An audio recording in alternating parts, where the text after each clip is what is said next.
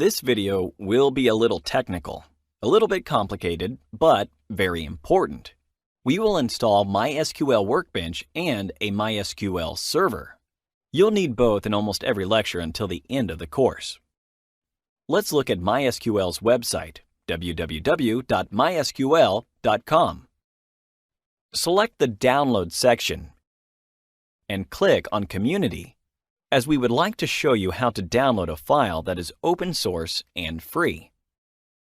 We will go through the installation process for a machine operating on Windows, but please remember the video will be useful if you are installing the software on a machine running on Mac OS or Linux, as what needs to be done is similar. So, I'll click on MySQL on Windows. You can either download MySQL components and tools separately, or download the MySQL installer, then choose which tools you would like to install from there. The second option is much quicker and easier to implement. That's why we will select the installer. Scroll down to where you see two versions of the installer. Before discussing them, please pay attention to this important note. MySQL Workbench, its installer, and all software tools are constantly being updated to solve different bugs and whatnot. This is why, during the installation process, we can be left with the impression that the components we are installing are different versions. This is not an issue. Usually, the changes between different versions are marginal. That's why they would not affect the execution of the tasks presented throughout this course. So please, if you are about to download a version of MySQL that is older or newer than the one you see in this video, remember, you can take this course and apply all code used in the lectures and exercises without experiencing issues. Now that we said that, let's focus our attention on the two options provided. The first one is suitable for those of you who have internet connection throughout the installation process. The second will be appropriate if you will just download the file and then install the software when you are offline. Naturally, the first one is better. Select the relevant Download button. A page offering you to log in or sign up for an Oracle web account will open. This is not an obligatory requirement, so you can press No thanks, just start my download. Then, a new window will pop up.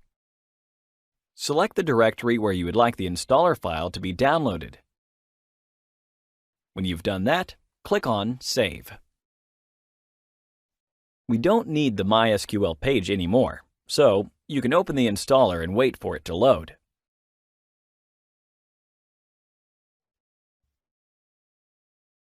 Right. This is the MySQL installer window. To proceed, you must accept the Oracle software license terms. You can do this by ticking this little box at the bottom of the window and then clicking on Next. What comes up are a few different setup types. We need not discuss all of them. For our purposes, Custom will allow us to specify the tools we need. So, let's select Custom and click on Next. OK. At this stage, you can select the products to be installed. In the Resources section of this video, you can find a file explaining why we will need MySQL Workbench and a MySQL server. Fine. So, first, expand the Applications section, then the MySQL Workbench subsection, and then click on the name of the tool and on the little green arrow to move it to the section of Products or Features to be installed. Good. Now, we must add a server. Expand the MySQL Servers section, then the MySQL Server subsection. And finally, choose one of the two versions, the 64-bit or the 32-bit, which is called x86. I will be coherent with the Workbench feature, so I'll select the 64-bit version. Great! We are done selecting features. Click on Next to move to the next stage of the installation process. After you have specified the products and features you need, depending on your operating system, the installer might want you to check if these products meet certain requirements. In that step, you could be provided a suggestion about how to satisfy these requirements. For instance, the installer might ask you to download an additional piece of software. Alternatively, the status of a certain requirement will be marked as manual. This will mean that you have to find a way to solve the issue on your own. Please remember that you will rarely have a problem with this step if you stick to the setup types suggested in this video. Nevertheless, the issue that people might sometimes encounter arises when they have an older version of Microsoft Visual C++ redistributable on their computer. Although this is free software, it is not part of the installation setup, and its version might not be the one you'll need in order to proceed smoothly. Should this be the case, please access the link provided. Press Execute to install Workbench and the MySQL Server package. Once this is done, the status of both features will be marked as complete. This means we are ready to proceed. Let's click Next again. You'll move to the stage of product configuration, the last step of the installation process. The status of the server should become Ready to configure. This means you can move a step further. OK. Now, you will adjust the configurations of your server. We need not go into details. Keeping the default settings in the next 2 pages will let us install a version that will suit the purposes of this course. So, just click Next 2 times.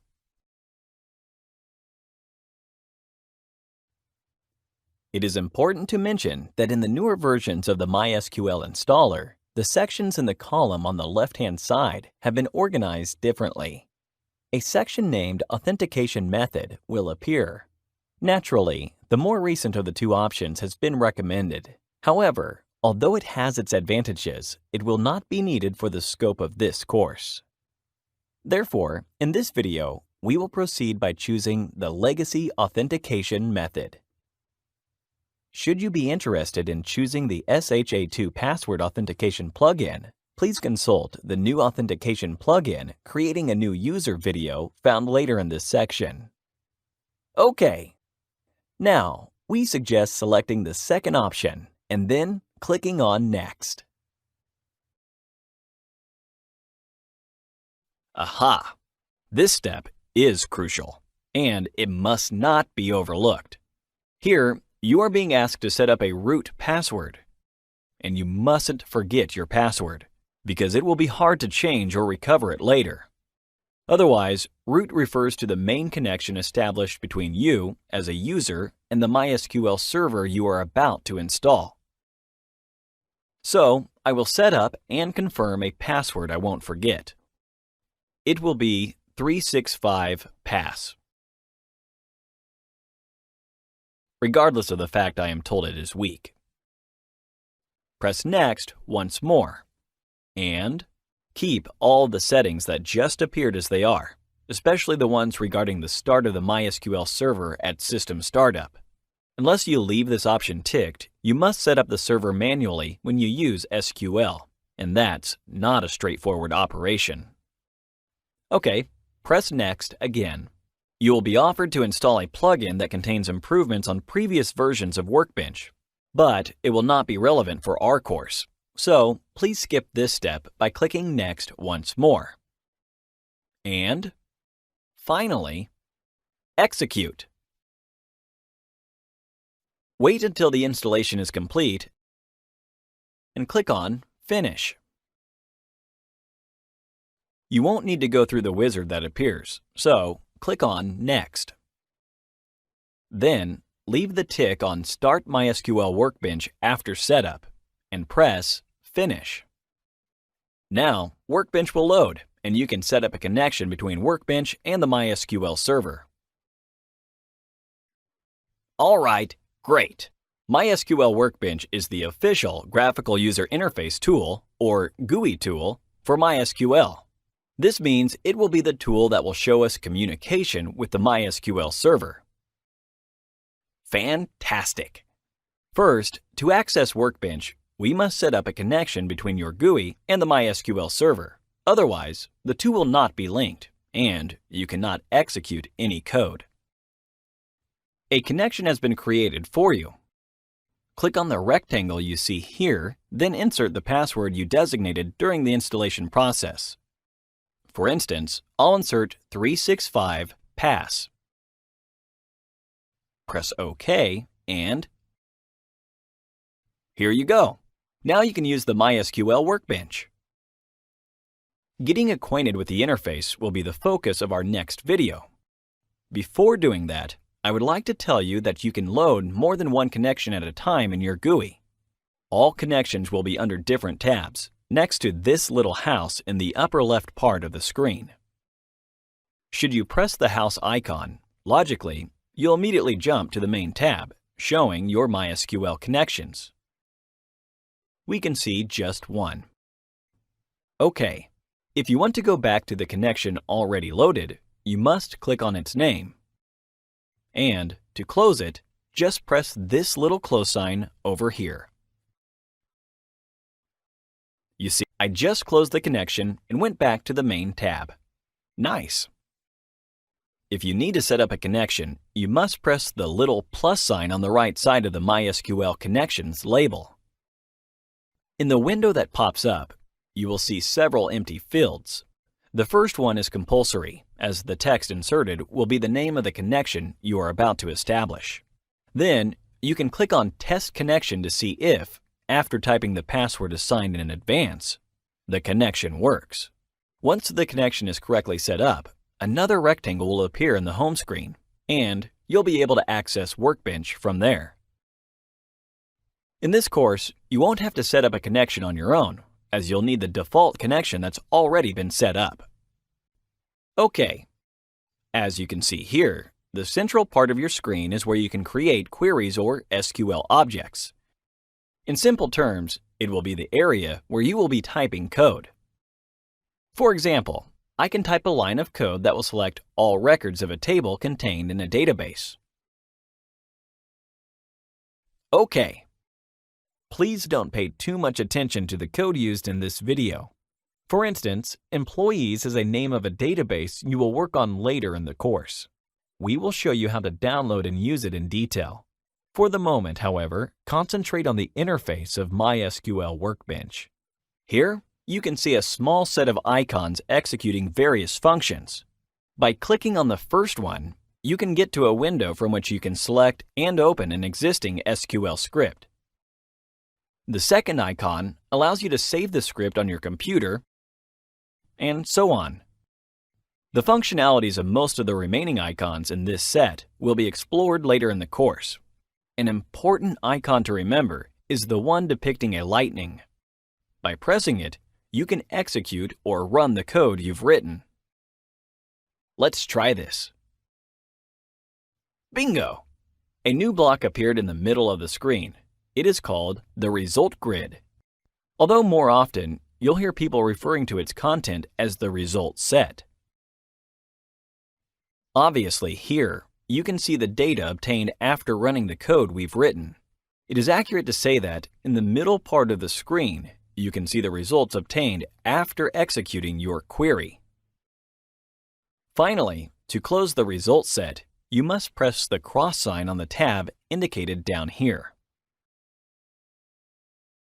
All right.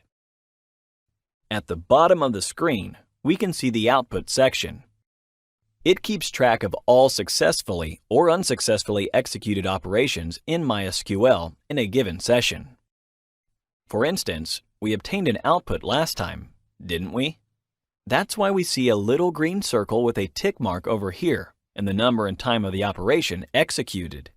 You can see the exact action undertaken, a message from Workbench regarding this operation, and the time it took the server to reply to your query with an output. Lovely! On the left part of the screen is the Navigator section. It is relevant for advanced analysis and for more advanced database maintenance sessions. The subsection we will care about most in our course is the Schema section. It represents all available databases, their tables, and other related SQL tools and features. The upper right part of the screen contains 3 little squares that will allow you to hide or show the navigator. The Output section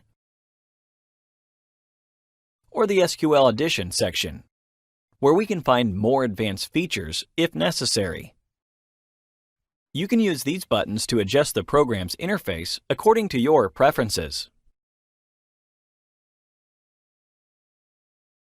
Great! Finally, beneath the section with Connections tabs, we can see a few small icons. They allow us to add various types of files and objects, and later in the course, you will often need the first 2. When you hover over an icon, Workbench displays an explanation of what it does. As it says here, it will create a new SQL tab for executing queries. So, let's press this icon. You see? A new SQL tab opened. This is the place to start a new SQL script from scratch. Now that you have more than one SQL tab open, you'll need a single click over a tab's name to jump from one SQL script to the other. Easy, right? The second icon takes you to a window that allows you to select and then open existing SQL scripts. Throughout the course, you will often need to use this icon. Whenever we ask you to load a certain SQL script, you must click on that icon. Go to the directory where you've stored the respective SQL script, select it, and then press the Open button. Amazing!